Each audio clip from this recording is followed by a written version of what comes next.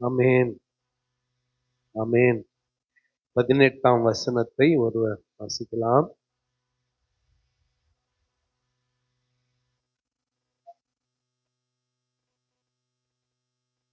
ஆமென். கன்னடா பைபிள்ல.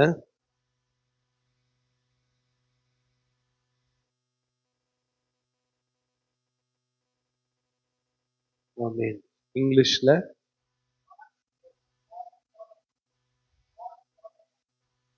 ஆமென். எல்லாம் சேர்ந்து.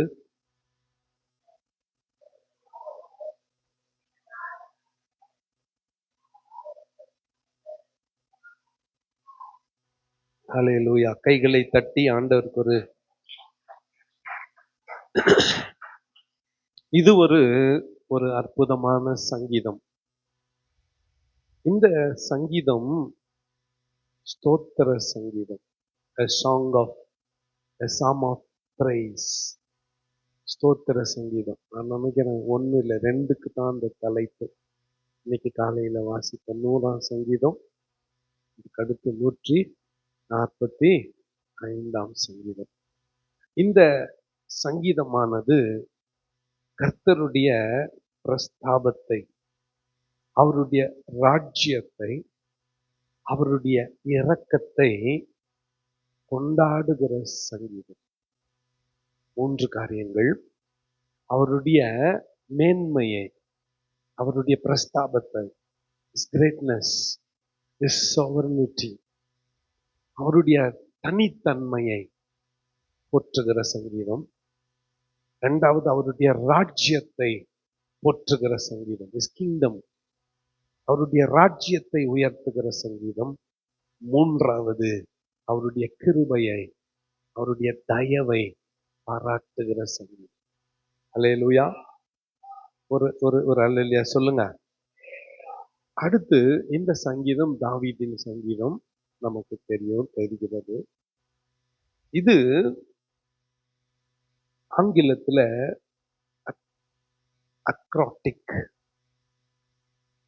அக்ராஸ்டிக், அதாவது எழுத்து, எபிரேய எழுத்து அல்லது முதல் சொல் அந்த முழு வாக்கியத்துக்கான அர்த்தத்தையும் கொடுத்து விடும். அப்படிப்பட்ட ஒரு சங்கீதம் இது. முதல் சொல்லே அந்த முழு வாக்கியத்துக்கான அர்த்தத்தை கொடுத்து விடும். நியரஸ்டா தமிழ்ல ட்ரை பண்றேன். வசனத்துல ராஜாவாகிய என் தேவனே. அப்போ ராஜா அப்படின்னதும் அந்த முழு அதுக்கு பின்னால என்ன வந்தாலும் புரிஞ்சிச்சு நம்மளுக்கு இல்ல. ஃபர்ஸ்ட் வார்த்தை என்ன? ஆண்டவர் ராஜான்னிட்ட பிறகு அதுக்கப்புறம் எதனா பின்னால என்ன பண்ணிக்கலாம், சேர்த்துக்கலாம். வார்த்தை பாருங்க, ராஜாவாகிய. 2வது நாள்தோறும் உம்மை, நாள்தோறும் எவ்ரிடே, தினந்தோறும் சாப்பிடுவேன். அப்படித்தானே? சாப்பிடலன்னா எப்படி ஐயா? சாப்பிடுறது மாதிரி தினந்தோறும் கர்த்தரை சொல்லுங்க.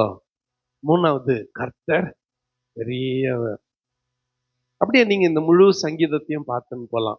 வார்த்தையே அந்த சங்கீதத்துக்கான அந்த அந்த அர்த்தத்தை கொடுத்து விடும். அல்லேலூயா. ஒரு 4வது பாருங்க, தலைமுறை தோறும் புரிஞ்சிச்சு. ஜெனரேஷனா கர்த்தர் துதிக்கப்படத்தக்கவர். இது எபிரேய ட்ரெடிஷன்ல நல்லா நீங்க யூத பாரம்பரியத்துல ஒரு நாளைக்கு 3 முறை இந்த சங்கீதத்தை சொல்லுவாங்க.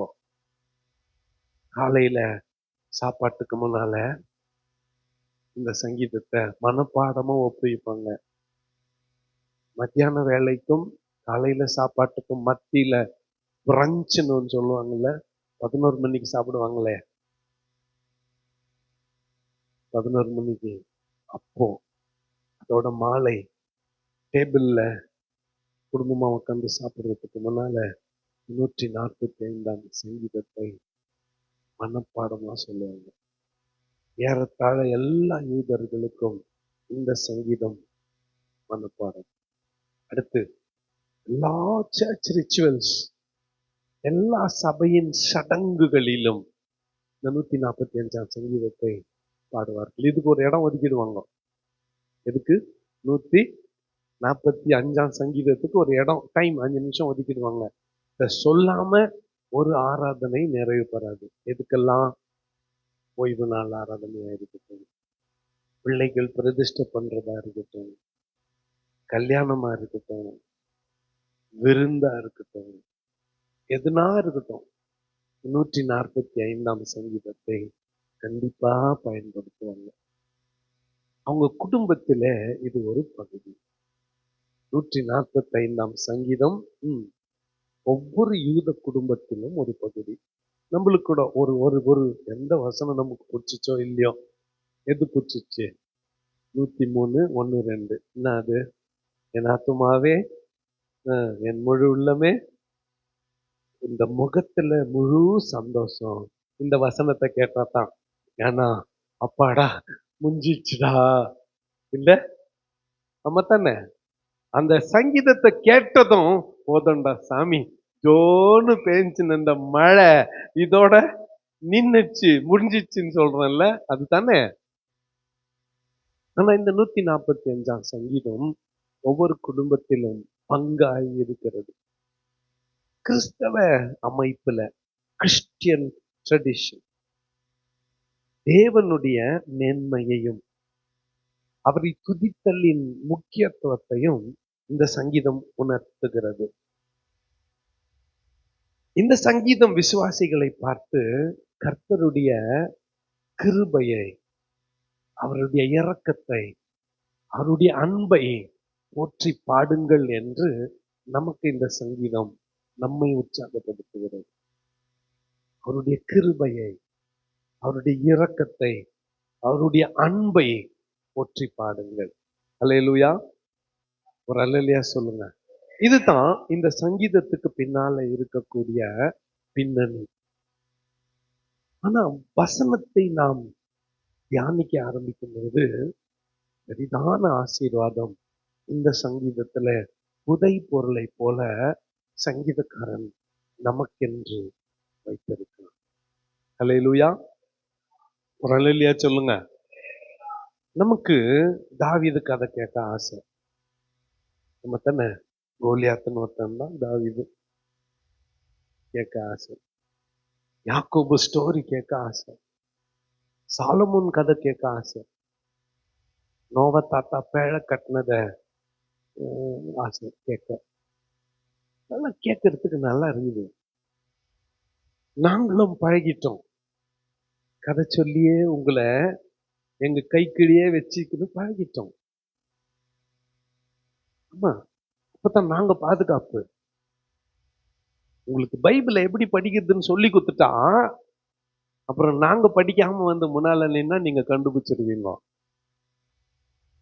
புரியுதா? அதனால கேள்வியெல்லாம் கேட்கக்கூடாது. வெறும் நான் சொல்றதை மட்டும் என்ன பண்ணோம்? இப்படிதான் நான் கூட 15 வருஷத்தை ஓட்டிட்டேன். 1999 இருந்து 2015 வரையிலும் இப்படித்தான் ஓட்டிட்டேன். ஆனா லாஸ்ட் 10 வருஷம் இல்ல, அப்படி ஓட்டல. வசனத்தை ஆழமா, அதனுடைய உள்ள அர்த்தத்தை சிந்திக்க விசுவாசிகளுக்கு சொல்லிக் கொடுக்க ஆரம்பிச்சு. ஏன்னா வருகிறது ஒரு நாள், கர்த்தருடைய வார்த்தைக்கான பஞ்சம். A day is coming. நாள் வருது, ஆண்டவருடைய வார்த்தை கிடைக்கும். பைபிள் இருக்கும், நல்ல ஞாபகத்துல வச்சுக்கணும். அது எப்படி பைபிள் அழிக்க முடியும்? பைபிள் அழிக்க முடியாது. பைபிள் தான் இப்ப போன்ல கூட 8 வருஷம் இருக்குது. இது ஒண்ணு இல்ல. தமிழ் பைபிளுக்குது, எல்லா பைபிளுங்குது, எல்லா வேர்ஷனுங்குது. ஆங்கிலத்துல என்னென்ன வேர்ஷன் இருக்குதோ எல்லாம் பைபிள் இருக்கும். ஆனால் அதை உண்மையாய் போதிக்கிற, இருக்கிற வண்ணமாய் போதிக்கிற போதகர்கள் இருக்க மாட்டார்கள். கள்ள உபதேசத்தில் நடத்துகிறவர்கள் ஒன்று விடுவார்கள். ஜனங்களை வழி விலக செய்கிறவர்கள் தோன்றி விடுவார்கள். அப்போ வசனத்துக்கு தான் ஏற்படும் பஞ்சம் ஏற்படும். நீ எப்படின்னா வாழ்ந்துக்கோ, ஞாயிற்றுக்கிழமை கோயிலுக்கு வந்து காணிக்க குத்துரு, everything will be all right. இப்படி சொல்லி கொடுக்கிற சபைகள் இருக்கு தெரியுமா? திங்கக்கிழமையில இருந்து சனிக்கிழமை வரையிலும் எப்படின்னா வாழ்ந்துன்னு இரு, ஞாயிற்றுக்கிழமைக்கு சர்ச்சுக்கு காணிக்க கொடுத்துரு, 4 பேருக்கு சாப்பாடு போட்டுரு, எல்லாம் சரியாயிடும்.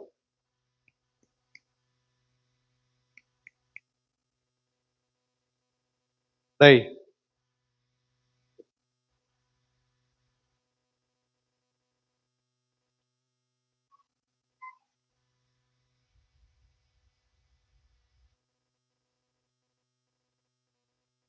வசனத்துக்கு பஞ்சம், வார்த்தையை திருச்சி பேசுறது ஏற்பட போகுது. சாதாரணமான ஆளுங்க இல்ல, பெரிய சபைகளின் தலைவர்கள், பெரிய சபைகளின் தலைவர்கள். உதாரணத்துக்கு ரோமன் கத்தோலிக்க சபையினுடைய போப்பாண்டவர், அவரு வசனத்தை திருச்சி பேசிடுவாரு. நான் உதாரணத்துக்கு சொல்றேன், அவர் இப்ப அப்படி இல்லை, உதாரணத்துக்கு பெரிய பெரிய ஸ்தாபனங்கள் 10,000 சபைகள் இருக்கிற சபைத்தல் பிஷப்புங்க வசனத்தை பிரிச்சிருவாங்க, தங்களுக்கு சாதகமா பயன்படுத்திக்கோங்க. வசன பஞ்சம் ஏற்படும். அப்போ நாம உயிரோட இருந்தோமானால், அப்போ அப்படி நம்மை திசை திருப்புகிற, நம்மை வழிவிலக செய்கிறவர்களுடைய செய்தியை கேட்காம நம்மளே பைபிள்ல போயிட்டு உண்மையா கர்த்தர் என்ன சொல்லி இருக்கிறார் என்று படித்து தெரிந்து கொள்ளலாம். அதுதான் நம்முடைய முயற்சி, ஆவியானவருடைய செயல். இந்த முழு வேதாகமத்தை பரிசுத்த ஆவியானவர் எழுதினார். இதுல எதனா டவுட் இருந்தா ஃபர்ஸ்ட் யாரு கேட்கணும்? அவரு கேட்கணும். இந்த 145 சங்கீதம் நமக்கு நம்பிக்கையின் வார்த்தைகளை ஒற்றுகிறது. என்ன அந்த நம்பிக்கை? இதனுடைய முதல் பகுதி ஆண்டவருடைய மேன்மையை சொல்லுகிறது. இந்த 145 சங்கீதத்தின் முதல் பகுதி கர்த்தருடைய மேன்மையை சொல்லுகிறது. It speaks about the greatness of God, generational gracious God. சந்ததி சந்ததியாய் கிருபையுள்ள தேவன், அவரை குறித்து சொல்லுகிறது. முதல் 4 வசனம், ராஜாவாகிய என் தேவனே, உம்மை உயர்த்தி உம்முடைய நாமத்தை எப்பொழுதும் என்றென்றைக்கும் ஸ்தோத்தரிப்பேன். நாள்தோறும் உம்மை ஸ்தோத்தரித்து எப்பொழுதும் என்றென்றைக்கும் உம்முடைய நாமத்தை துதிப்பேன். ஏன்னா நீர் கர்த்தர் பெரியவரும் மிகவும் புகழப்படத்தக்கவருமாய் இருக்கிறார். அவருடைய மகத்துவம் ஆராய்ந்து முடியாது. தலைமுறை தலைமுறையாக உம்முடைய கிரியைகளின் புகழ்ச்சியை சொல்லி உம்முடைய வல்லமையுள்ள செய்கைகளை அறிவிப்பார்கள். இந்த முதல் 4 வசனம் சந்ததி சந்ததியாய் கர்த்தர் மாத்திரம் கிருபை உள்ளவராய் உயர்த்தப்பட்டவராய் ராஜாதி ராஜாவாய் இருக்க போகிறார் என்று நமக்கு சொல்லுகிறது. இதுல ரொம்ப அற்புதமான ஒரு வார்த்தை, கர்த்தர் பெரியவர். ஒரு அல்லேலூயா சொல்லுங்க. கர்த்தர் எப்படிப்பட்டவர்? பெரியவர்.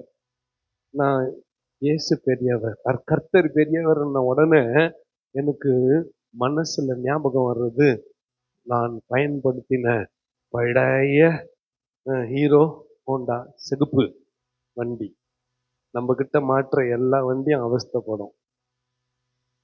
கார் பேசும் தெரியுமா? நேற்று ராத்திரி நாங்க வர்றப்போ இன்னும் பேசிச்சு, நான் என்னை விட்டுறையா போதும், செஞ்சு எனக்கு கொஞ்சம் ஓய்வு கொடுன்னு பேசிச்சு. நேற்று ராத்திரி வேலூரை தாண்டப்போ அந்த பக்கம் தெரியாது, எப்சிக்கும் தெரியாது, ஆனா என்கிட்ட கார் பேசிச்சு. ஒரு இடத்துல சரியான ரேஸ் ஆயிடுச்சு. கொஞ்சம் ஏமாந்துருந்தா நான் வேகம் எக்ஸிலேட்டர் மேல இருந்து கால் எடுத்துட்டேன், அது பாட்டுக்குன்னு போகுது. அப்ப பேசி என்ன விட்டுருக்கோம் கார். அப்புறம் கொஞ்சம் பிரேக்கை மாத்தி இது கியருங்களை மாத்தி திரும்பி கொஞ்சம் சேர்ந்தோம். கர்த்தர் நல்லவர், இருக்கட்டும். அந்த வண்டி ஒண்ணு இருந்துச்சு. நம்ம ஓச்சேரி பாஸ்டர் அலெக்ஸ் என்ன பண்ணாரு, அவரு ஒரு ஸ்டிக்கர் கொடுத்தாரு. அவரே பாவம் இறந்துட்டு 10 வருஷம் ஆயிடுச்சு. அந்த ஸ்டிக்கர்ல என்னன்னா இயேசு பெரியவர். மனுஷனை இப்ப அது இருக்கட்டும். அங்க அங்க அங்க இருந்தது மெயினா இயேசு பெரியவர். ரெட்டுல இருக்கும், பின்னால அந்த முழு வசனம் இருக்கும். அத டேங்க் மேல ஒட்டிட்டு இருந்தேன்.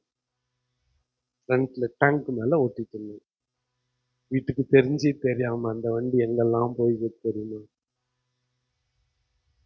ஊழியத்துக்கு எங்கெல்லாம் போயிருக்கு தெரியுமா? எவ்வளவு தூரங்கள் பயணிச்சிருக்கிறேன் அதுல. ஒரு முறை கூட அந்த வண்டியில விழுந்ததே இல்லை. மற்ற எல்லா வண்டியிலயும் விழுந்துட்டேன், அதுல மட்டும் விழுந்ததே இல்லை. கடைசியா அது உபயோகமே இல்லைன்னு ஆயிப்போச்சு. ஒருத்தன் வந்தான், என்ன வீட்டுல சும்மா அந்த மூலையில காம்பவுண்டு கிட்ட நின்றுட்டு இருந்துச்சு. சும்மா இதை வச்சுருங்கிற, ஒரு 2000 ரூபாய் கொடுக்குறேன் குத்துருந்தான். சரிடான்ட்டு கடைசியா அந்த வண்டியை தூக்கி டிராக்டர்ல ஏத்துறாங்க. என் கண்ணில் பட்டது அந்த ஸ்டிக்கர் மட்டும்தான், ஏசு பெரியவர். உண்மையாக அழ வந்துச்சு. எங்க வீட்டுல இருந்து ஒருத்தர் போற மாதிரி ஃபீலிங் வண்டிக்கு இல்ல, அது மேல இருந்துச்சு வேற இந்த வார்த்தை. அவர் எப்படிப்பட்டவர், எல்லா நிலைமையிலையும் காப்பாத்திட்டார். நம்ம இதயத்து மேல இன்னைக்கு ஒட்டிக்கணும். என்னுடைய இதயத்தின் மேல ஒட்டிக்க விரும்புறேன். என்னன்னு, அப்போ என் வாழ்நாள்ல நான் பெரியவன்ற எண்ணமே எனக்கு வராது. ஐ எம் சம்திங் அப்படின்ற ஃபீலிங்கே வராது, வரக்கூடாது. ஐ எம் கிரேட், நான் சாதிச்சது பத்தியான்ற ஃபீலிங்கே வரக்கூடாது.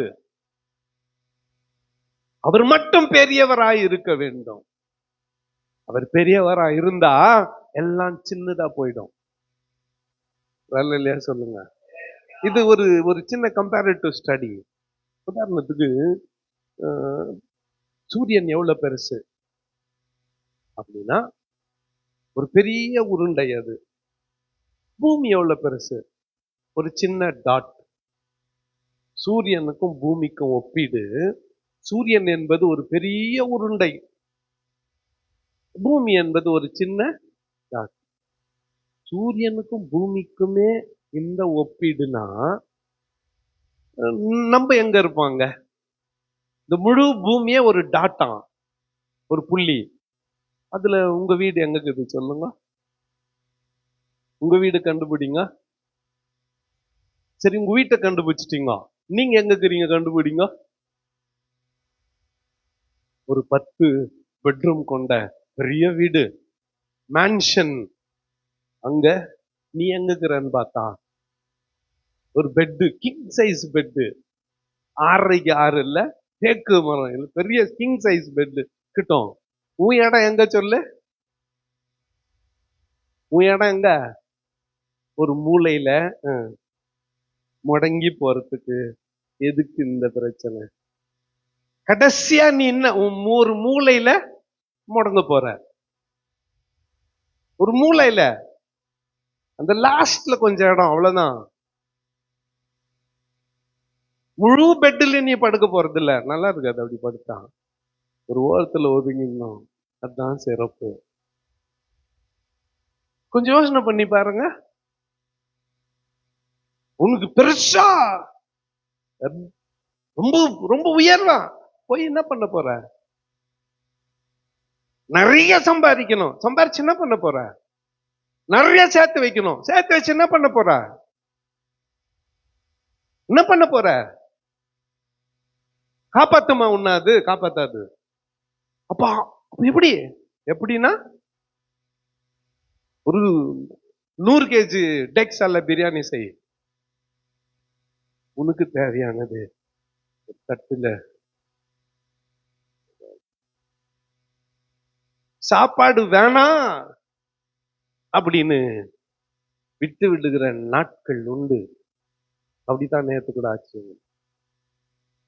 சாப்பிடாம இருந்தா நல்லா இருக்குமே என்ற ஃபீலிங் வந்துச்சு. நல்லா கவனிங்க. பெருசா சாதிச்சுட்டு நீ ஒண்ணும் இந்த உலகத்துல இருந்து கொண்டு போறது இல்ல. மாறா நான் அல்ல, 3வது வசனத்தின்படி யார் பெரியவர் சொல்லுங்க? என்னுடைய வேலையில காட்டிலும் கர்த்தர் பெரியவர். என் திறமை தாளந்துகளை காட்டிலும் கர்த்தர் பெரியவர். நான் சாதிச்ச சாதனைகளை காட்டிலும் கர்த்தர் பெரியவர். என் உழைப்பு, என் பிரயாசத்தை காட்டிலும் என் பேக்ரவுண்ட், என் ஃபேமிலி பேக்ரவுண்ட், நான் இது அது, கர்த்தர் பெரியவர். இந்த மனநிலைக்கு நீ வந்துட்டியானா ஒரு கவலையும் உன்னை தாக்காது. ஆண்டவர் பெரியவர். விடுப்பா. பெரிய நோய் வந்துருச்சுன்னு வச்சுங்க, சும்மா சொல்லிக்கினே போயின்னு இருப்பாங்க, கர்த்தர் பெரியவரோட என்ன காப்பாத்திட்டார். சொல்லுங்க, வரக்கூடாது, வந்துருச்சு, கர்த்தர் பெரியவர் காப்பாத்திட்டார். இது நம்முடைய சாட்சியாய் இருக்க வேண்டும். இப்ப எப்பெல்லாம் கர்த்தரை நாம் உயர்த்துகிறோமோ பிரச்சனை சின்னதா போயிடும். When God becomes big in your life, all your problems will be nothing. அவருக்கு முன்னால உன் பிரச்சனைகள் ஒன்றுமில்லை. அதனால தான் இந்த சங்கீதம் ரொம்ப முக்கியம். கர்த்தர் பெரியவர் ஆயிட்டா உன் பிரச்சனைகள் ஒன்றுமில்லை. கர்த்தர் பெரியவர் ஆயிட்டா உன் வியாதி ஒன்றுமில்லை. கர்த்தர் பெரியவர் ஆயிட்டா உன் கடன் பிரச்சனை ஒன்றுமில்லை. அவர் நொடி பொழுது பார்த்துக்குவாரு. சும்மா கண்ணிமைக்கும் நேரத்துல சரி பண்ணிடுவாரு. பிரச்சனை என்னன்னா கர்த்தர் பெரியவர் இல்ல, பிரச்சனை பெருசு நம்மளுக்கு. கர்த்தரை காட்டிலும் நம்முடைய பிரச்சனைகளை பெரிதுபடுத்துகிறோம். கொஞ்சம் மாத்தி யோசிங்க. பிரச்சனையை காட்டிலும் என் கர்த்தர் பெரியவர். அவர் அதை தீர்த்து வைக்க வல்லவராய் இருக்கிறார். அவர் சரி செய்து விடுவார். அவர் பார்த்துக்குவார். இந்த மனநிலைக்கு வர வேண்டும். இதுதான் முதல் 4 வசனத்துல இந்த சங்கீதக்காரன் சொல்லுகிறது. அடுத்து தலைமுறை தலைமுறையாக உம்முடைய கிரியைகளின் புகழ்ச்சியை சொல்லி உம்முடைய வல்லமையுள்ள செய்கைகளை அறிவிப்பார். Next generation. our God is a generational God. சந்ததி சந்ததியாய் நம்மை நடத்துகிறவர். ஒரு குடும்பத்துல உண்மை உள்ளவனா இருந்துட்டா போதும், அவனுக்கு பின்னால வரக்கூடிய சந்ததி பாதுகாக்கப்படும். 1000 தலைமுறைக்கு அவர் சொல்லுங்க இரக்கம் செய்கிற தேவனாய் இருக்கிறார். முதல் பகுதி, அவர் மிகவும் பெரியவர். அவர் எப்படிப்பட்டவர் அப்படின்னு 5ஆம் வசனத்திலிருந்து சில வசனங்கள். உம்முடைய சிறந்த மகிமை பிரஸ்தாபத்தையும் உம்முடைய அதிசயமான கிரியைகளையும் குறித்து பேசுவது. ஏன்னா கர்த்தர் இரக்கமும் மன உருக்கமும் நீடிய சாந்தமும் மிகுந்த கிருபையும் உள்ளவர். கர்த்தர் எல்லார் மேலும் தயவுள்ளவர். அவர் இரக்கங்கள் அவருடைய எல்லா கிரியைகளின் மேலும் உள்ளது. அல்லேலூயா. அவருடைய இரக்கங்கள் எப்படிக்குதான் எல்லா கிரியைகளின் மீதும் உள்ளதாம். உம்முடைய கர்த்தாவே, உம்முடைய கிரியைகள் எல்லாம் உம்மை துதிக்கும், உம்முடைய பரிசுத்தவான்கள் உம்மை சோத்தரிப்பார்கள். கர்த்தருடைய கிரியைகள் ஆண்டவரை துதிக்குமா? இதனால கொஞ்சம் கவனிங்களேன். நீங்க சர்ச்சுக்கு வரீங்களோ இல்லையோ, மாடுங்களும் நாய்ங்களும் ரெகுலரா வருது. என்ன பாக்குறீங்க? உங்களுக்கு தெரியாது. நேற்று ராத்திரி ஒரு 50 மாடு வந்துச்சு சர்ச்சுக்கு. முன்னால 10, பின்னால எல்லாம் ஒரு 30-40 மாடுலாம். இப்ப காலையில தான் முத்துவும் ஜெயக்குமாரும் சுத்தப்பத்திட்டு வந்தானுங்க. முன்னாள் காலையில வந்தவங்க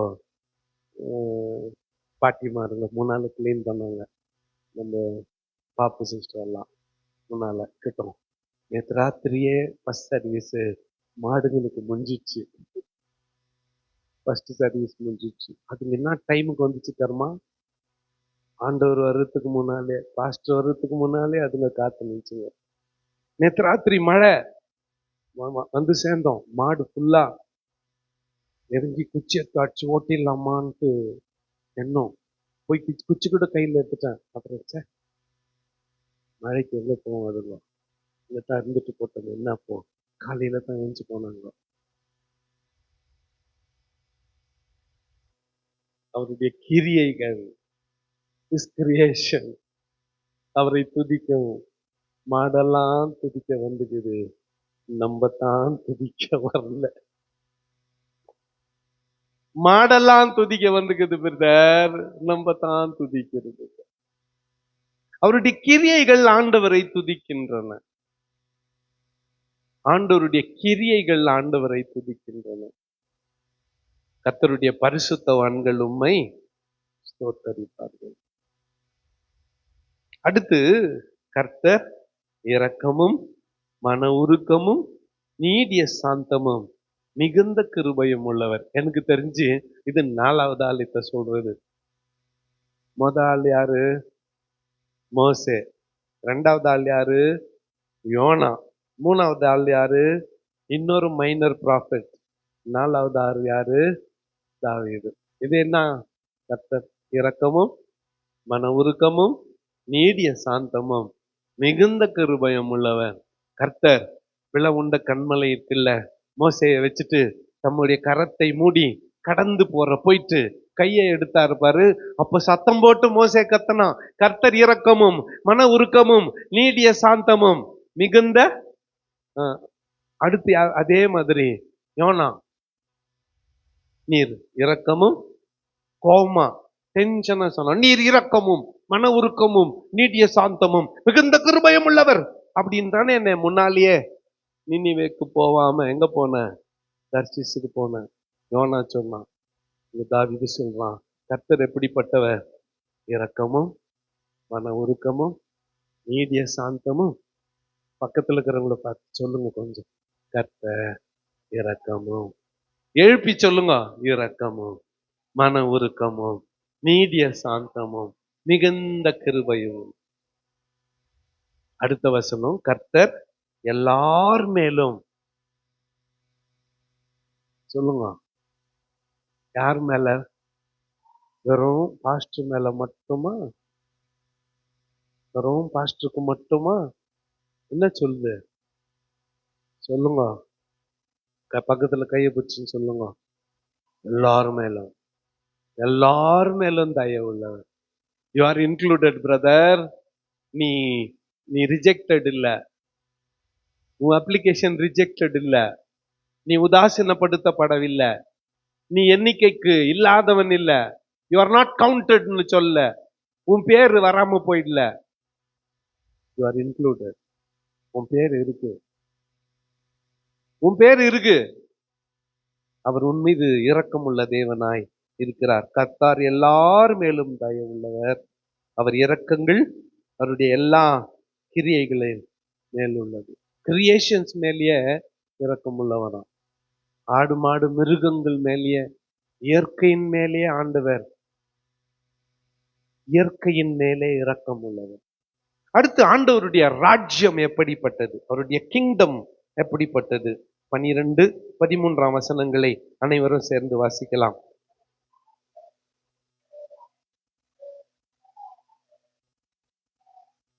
உம்முடைய ராஜ்யம் சதா காலங்களிலும் உள்ள ராஜ்யம்.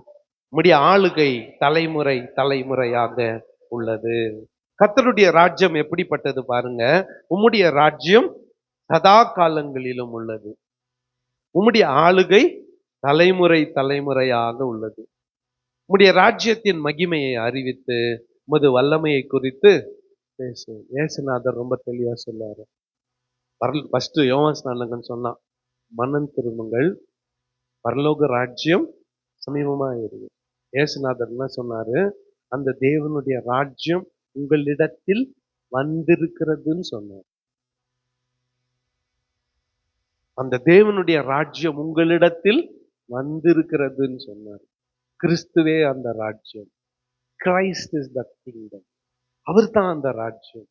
எல்லா ராஜ்யங்களும் அவருடைய ஆளுகைக்குள்ளதான். கொஞ்சம் நாம சரித்திரத்தை அல்லது சம்பவிக்க போகிற எதிர்காலத்தை பார்த்தோம்னா, 1000 வருடம் இயேசு தலைவராயிருந்து ராஜாதி ராஜாவாயிருந்து இந்த பூமியை ஆளுகை செய்ய போகிறார். ஒரு நாள் 2 நாள் இல்ல, எத்தனை வருஷம்? 1000 வருடம் நாம் அதிலே பங்கடைய வேண்டும். மகிமையின் சரீரத்தில் இருந்தாலும் சரி, இந்த மாம்ச சரீரத்தில் இருந்தாலும் சரி, ஆண்டவருடைய அந்த 1000 வருட அரசாட்சியில நாம பங்கு பெற வேண்டும். இயேசுநாதரை ஏற்றுக்கொள்ளுகிறவர்களுக்கு அதில் இடம் உண்டு. அவரை நிராகரிக்கிறவர்களுக்கு அதில் இடம் உண்டு. அப்படிப்பட்ட ராஜ்யம் அவருடைய ராஜ்யம். அந்த ராஜ்யத்துக்குன்னு சில தனித்தன்மை இருக்கிறது. என்ன அதுன்னு கேட்டீங்கன்னா, 14 வசனம், This will definitely encourage all of us. நம்ம எல்லாரையும் இது உற்சாகப்படுத்தும். சேர்ந்து வாசிக்கலாம். அவருடைய ராஜ்யத்திலே விழுகிற யாவரையும் தாங்கி மடங்கடிக்கப்பட்ட யாவரையும் தூக்கி விடுகிறார்.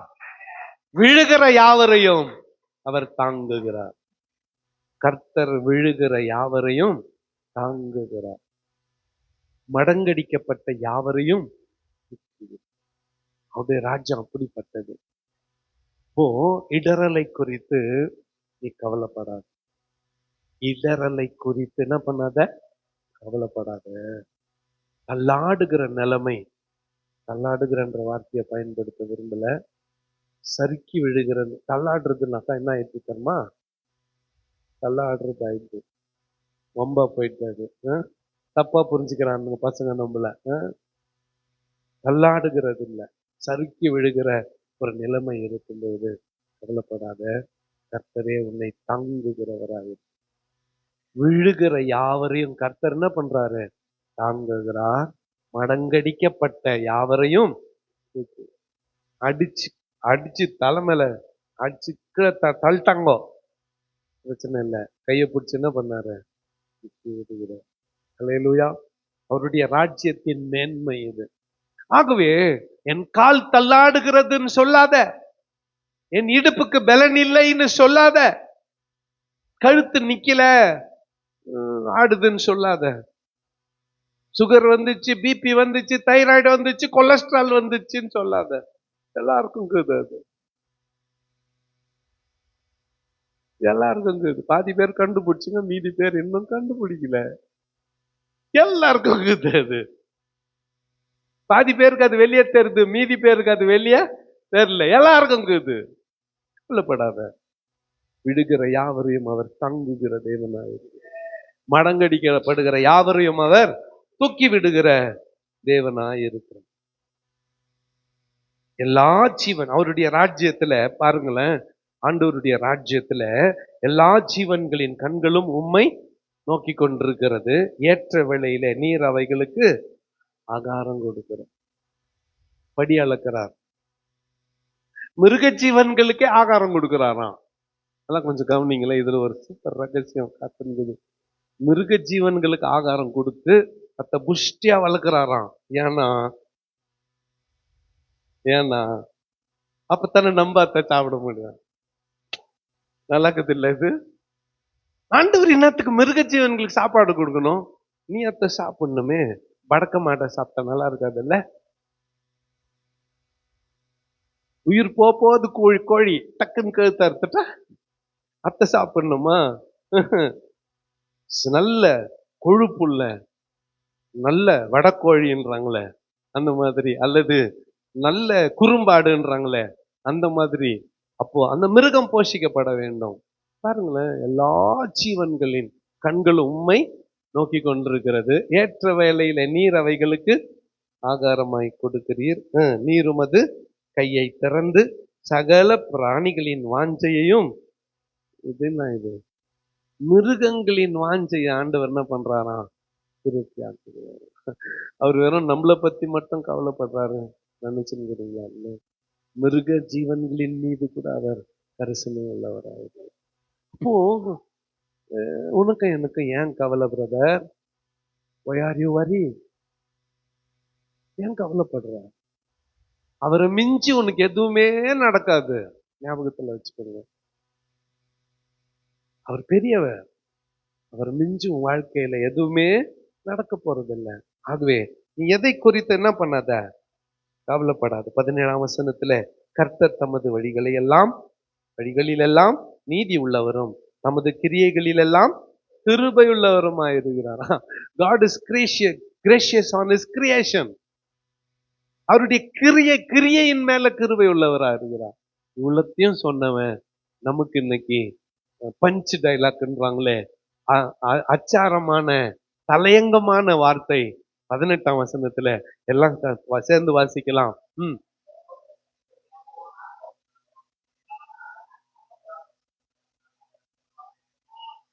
கைகளை தட்டி ஆண்டவருக்கு ஒரு காணிக்கை சொல்லு. அவரை நோக்கி கூப்பிடுகிற யாவருக்கும் கர்த்தர் எப்படிக்கிறாராம்? நம்ம உதாரணத்துக்கு யாரோ நம்மள பார்க்க வந்துக்கிறாங்க. அவங்க கண்டிப்பா காசு கடன் கேட்டுன்னு வந்துக்கிறாங்க. நம்மளுக்கு முன்னாலேயே தெரிஞ்சுட்டா என்ன பண்றோம்? சொல்லுங்க நியாயமா. ஓடி போயிட்டு கடன் கேட்டுன்னு தான் வர வேண்டிய அவசியம் இல்லை. நம்ம கிட்ட காசு வாங்கிட்டு போய் குடிக்க போறாங்கன்னு வச்சுக்கோங்களேன். தெரிது நல்லா. நம்ம 10 ரூபா கொடுத்தா அவங்க குடிக்க போறாங்க தெரிது. அவங்க முன்னால என்ன பண்றோம் நம்ம? நீங்க எப்படியோ நான் ஓடி ஒளிஞ்சுக்கிறேன்.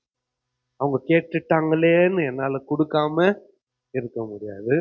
அதை வாங்கி அவங்க என்ன பண்ண போறாங்க? அப்போ கொடுக்காம நான் என்ன பண்ணணும்? ஓடி ஒளிஞ்சுக்கணும். அதுதான் நல்லது இல்ல? நம்ம அதைத்தான் செய்யறோம். சில நேரத்துல யாரும் உதவி கேட்டுன்னு வராங்க. அவங்க நினைச்சுன்னு இருப்பாங்க, நான் நேற்று ராத்திரி நானும் அன்பர் சொன்னாங்க பேசினப்போ, நம்மள யாரு நம்புவாங்க? நம்மள யாரு நம்புவாங்க? எனக்கு எனக்கு குறை இருக்கிறது, எனக்கு தேவை இருக்கிறதுன்னு சொன்னா நீங்க யாருன்னா நம்புவீங்க? அம்மா எனக்கு ரொம்ப கஷ்டமா இருக்குது, நான் நம்புவேன். உனக்கா கஷ்டமா அப்படின்னு எங்க அம்மாவே என்னை ஈன்ற தாயே சொன்னோம். அவன் போய் சொல்றான்னு. புரியுதா? நம்ம நம்ம வாழ்க்கையில நாம கொஞ்சம் சிந்திச்சு பார்க்கணும். நிறைய நேரத்துல நம்மள யாரும் என்ன பண்ண மாட்டாங்க, நம்ப மாட்டாங்க. கவலைப்பட வேண்டியது இல்லை. கர்த்தர் நம்முடைய இருதயத்தை ஆராய்ந்து God knows everything. ஆண்டவர்கள் அன்பரசனையா கிட்ட ராத்திரி சொல்லிட்டு வந்தப்பா, ஒரு பக்கம் லட்சமா என்கிட்ட இல்லப்பா, அதே நேரத்துல இன்னொரு பக்கம் ஆண்டவர் என்ன குறையாவும் வைக்கல. என் தேவைகளை என்ன பண்றாரு? பேசிட்டு வந்தேன் நேற்று ராத்திரி. நம்ம ஒவ்வொருத்தருடைய வாழ்க்கை இதுதான். வச்சு ஆண்டவர் நம்மள பசியினால வருத்துறவர் இல்லை, நோயை கொடுத்து தண்டிக்கிறவர் இல்லை, சரிக்கு உழ வச்சு காலை உடைக்கிறவர் இல்லை, உடைஞ்சிட்டா கட்டு போடுறவர். இது ரெண்டுத்துக்கும் ரொம்ப வித்தியாசம் இது. எலும்பு முறிஞ்சிட்டா காயப்படுத்தி, அது ஒரு பெரிய விளக்கம். அது அது கான்செப்டே வேற. அவரே ஏன் அடிக்கணும், அவரே ஏன் கட்டு போடணும், அந்த அர்த்தம் இல்ல. அது இது வேற. இங்க ஆண்டவர் எப்படிப்பட்டவர்னா, அவரை நோக்கி கூப்பிடுகிற யாவருக்கும், உண்மையாய் அவரை நோக்கி கூப்பிடுகிற யாவருக்கும். ஒரு ரியல் ஸ்டோரி சொல்லி நிறைய செய்கிறேன். நீ கூப்பிட்டா ஒரு பக்கத்துல இருப்பார், மிக அருகில் இருப்பார். ஒரு குடும்பம், அவங்க வீட்டுல ஒரே பையன், அவன் பேரு ஜானி. நம்ம ஜானி இல்ல. ஓகே. அவங்க அம்மா தினந்தோறும் ஸ்கூலுக்கு போறப்ப அவங்க தலை மேல கையை வச்சுட்டு ஜெபம் பண்ணி, அவங்க ஸ்கூல் சர்ச்சை தாண்டி போகணும். அவங்க சர்ச்சை தாண்டி போகணும். அம்மா சொன்னாங்க, என்னன்ட்டு, டெய்லி நீ சர்ச் வழியா தானே போற, சர்ச்சு சாப்பிட்டுட்டு இருந்தா கூட பரவாயில்ல, வாசல் கிட்ட போயிட்டு ஒரு ஜெபம் பண்ணிட்டு போ. என்னன்னு ஜெபம் பண்றதுமா? என்னன்னு ஜெபம் பண்றது தெரியாதா? சொல்லு, ஜீசஸ் ஜானி இஸ் கம். ஏசப்பா ஜானி வந்துக்கிறேன் சொல்லிட்டு போயினே இருந்தாங்களாம். அதே மாதிரி அவன் தினந்தோறும் ஜானி வந்துக்கிறேன், ஜானி வந்துக்கிறேன், ஜானி வந்துக்கிறேன்னு சொல்லிட்டு போயிட்டான். ஒரு நாள் ஜானி வரல. பள்ளிக்கூடத்துக்கு போகும்போது ஒரு வாங்கணும் ரியலான ஒரு வண்டி அவனை அடிச்சிருச்சு. எலும்புகள் எல்லாம் சுக்கு நூறா நொறுங்கிருச்சு. அங்க இருந்து நேரம் ஹாஸ்பிட்டலுக்கு போயிட்டான். டாக்டர்ஸ் சரி பண்ண முயற்சி செய்கிறார்கள். நம்பிக்கை இழந்து போன ஒரு சூழ்நிலை. இந்த நேரத்துல திடீரென்று சொல்லி, இப்ப ஜானி சாட்சியா எழுதல, அவங்க அம்மா சாட்சியா எழுதல, அவனுக்கு ட்ரீட்மெண்ட் கொடுத்த டாக்டர் எழுதுகிறாரு. திடீரென்று சொல்லி ஒரு வெளிச்சம், அந்த ஒரு சத்தம் கேட்டது. என்ன தெரியுமா அந்த சத்தம்? Johnny, Jesus is come. Johnny, இயேசு வந்துகிறார். இந்த வார்த்தையினுடைய அர்த்தம் அதுதான். தம்மை நோக்கி கூப்பிடுகிற யாவருக்கும், உண்மையாய் தம்மை நோக்கி கூப்பிடுகிற யாவருக்கும் அவர் எப்படி ஓடி ஒளிஞ்சுக்க மாட்டாருமா, ஓடி ஒளிஞ்சுக்க மாட்டாரு. டக்குன்னு வந்து அங்க நிப்பாரு. உனக்கு உதவி செய்ய அவர் வந்து நிப்பாரு. உன்னை ஆதரிக்க வந்து நிப்பாரு. கவலைப்படாது, எதை குறித்தும் கவலைப்படாது. என் அன்பு ஆண்டவருடைய பிள்ளைகளே, கண்டிப்பா கர்த்தர் நிச்சயமா சிலரோடு பேசிக் கொண்டு வருகிறார். உண்மையாய் அவரை நோக்கி கூப்பிட கற்றுக்கோ. He will take care of everything. எல்லாத்தையும் அவர் பலவீனமான இந்த கரத்தை பலமுள்ள அவர் கரத்துல கொடுத்து விடு. எப்பிராயீமை அவர் கரம் பிடித்து நடக்க பழக்கினவர். அவர் உனக்கு துணையாய் இருப்பார். அவர் உனக்கு ஆதரவாய் இருப்பார். உன்னை ஆசீர்வதிக்கிறவராய் இருப்பார். கண்களை மூடி கர்த்தரை நோக்கிப்பார்.